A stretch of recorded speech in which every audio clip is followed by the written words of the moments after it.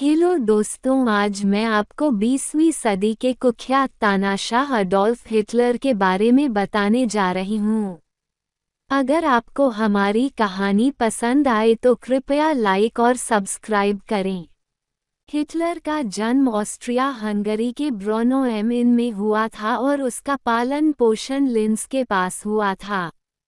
1913 में जर्मनी जाने से पहले वह 1900 के दशक के पहले दशक में वियना में रहा था।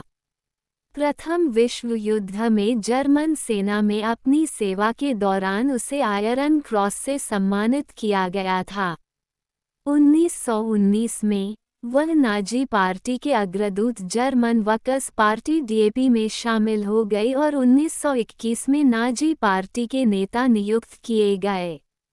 1923 में उन्होंने म्यूनिख में एक असफल तख्तापलट में सरकारी सत्ता को जब्त करने का प्रयास किया और उन्हें 5 साल जेल की सजा सुनाई गई, जो उनकी सजा का सिर्फ 1 साल था। वहां रहते हुए उन्होंने अपनी आत्मकथा और राजनीतिक घोषणापत्र मीन काम्फ मेरा संघर्ष का पहला खंड लिखवाया। उन्होंने अक्सर साम्यवाद की निंदा करते हुए कहा कि यह एक अंतर्राष्ट्रीय यहूदी षड्यंत्र का हिस्सा है। नवंबर 1932 तक नाजी पार्टी ने रेहस्टाग में सबसे अधिक सीटें हासिल कर ली थीं, लेकिन बहुमत नहीं। कोई भी राजनीतिक दल चांसलर पद के उम्मीदवार के समर्थन में बहुमत वाला गठबंधन नहीं बना पाया था। पूर्व चांसलर फ्रांज वॉन पापेन और अन्य रूढ़िवादी नेताओं ने राष्ट्रपति पॉल वॉन हिंडनबर्ग को 30 जनवरी 1933 को हिटलर को चांसलर नियुक्त करने के लिए मना लिया।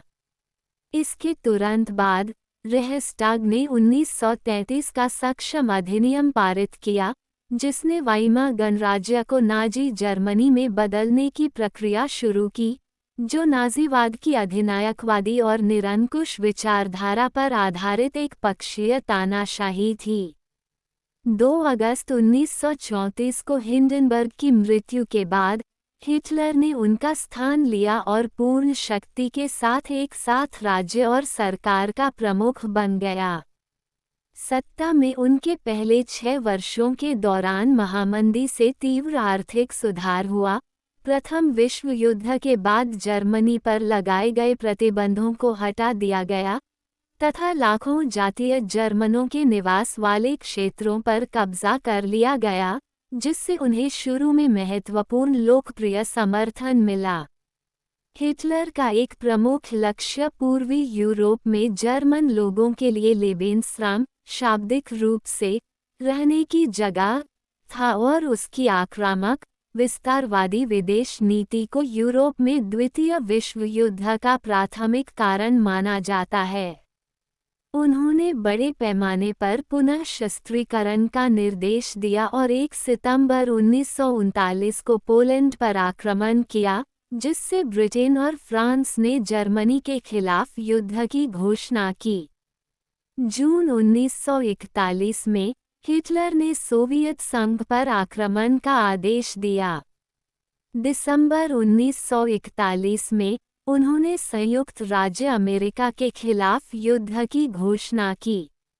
1941 के अंत तक जर्मन सेना और यूरोपीय धुरी शक्तियों ने यूरोप और उत्तरी अफ्रीका के अधिकांश हिस्से पर कब्जा कर लिया। 1941 के बाद ये लाभ धीरे धीरे उलट गए और 1945 में मित्र देशों की सेनाओं ने जर्मन सेना को हरा दिया। 29 अप्रैल 1945 को उन्होंने बर्लिन के फ्यूहरर बंकर में अपनी लंबे समय की साथी ईवा ब्राउन से विवाह किया। हिटलर की इच्छा के अनुसार उनकी लाशें जला दी गईं। इतिहासकार और जीवनी लेखक यान केरशो ने हिटलर को आधुनिक राजनीतिक बुराई का अवतार बताया। हिटलर के नेतृत्व और नस्लवादी विचारधारा के तहत नाजी शासन अनुमानित 6 मिलियन यहूदियों और लाखों अन्य पीड़ितों के नरसंहार के लिए जिम्मेदार था, जिन्हें वह और उसके अनुयायी इंटरमेंशन अमानवीय या सामाजिक रूप से अवांछनीय मानते थे। हिटलर और नाजी शासन अनुमानित 19.3 मिलियन नागरिकों और युद्धबंदियों की जानबूझकर हत्या के लिए भी जिम्मेदार थे। इसके अलावा यूरोपीय थिएटर में सैन्य कार्रवाई के परिणामस्वरूप 28.7 मिलियन सैनिक और नागरिक मारे गए।